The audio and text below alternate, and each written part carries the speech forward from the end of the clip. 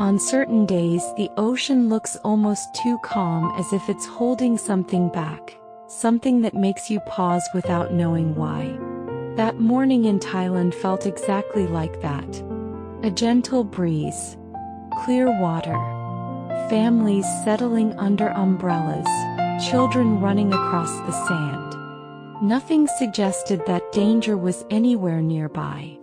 Tilly Smith was there among them, a 10-year-old girl from England, walking along Mai Khao Beach with her family, taking in the same peaceful scene everyone else saw.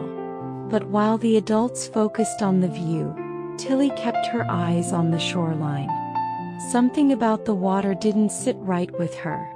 It had pulled back far enough to expose a long stretch of wet sand, a sight that didn't belong to an ordinary morning at the beach.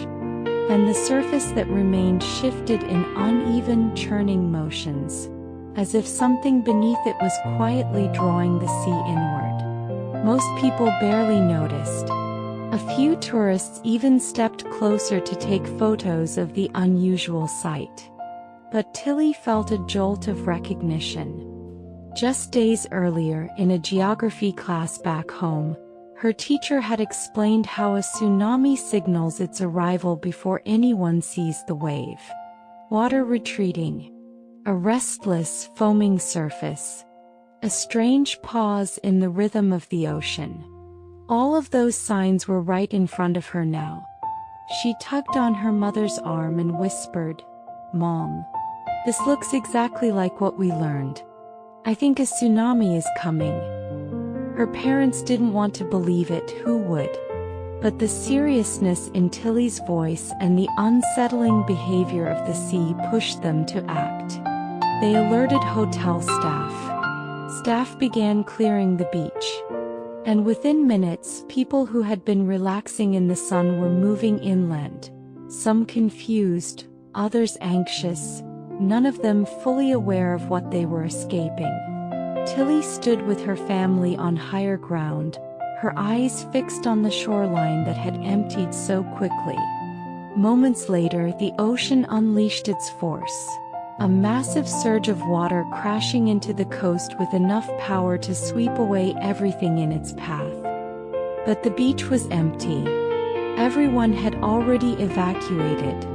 Not a single life was lost on that stretch of sand. News spread fast. A 10-year-old girl had recognized the warning signs before anyone else understood the danger. People called her the Angel of the Beach. She was invited to speak about the importance of disaster awareness. Tilly never claimed to be a hero. She simply remembered what she'd learned, paid attention to what others overlooked, and chose to speak up. Her story shows how knowledge, even something learned in a classroom, can become a lifeline. And how awareness, quiet and instinctive, can change everything.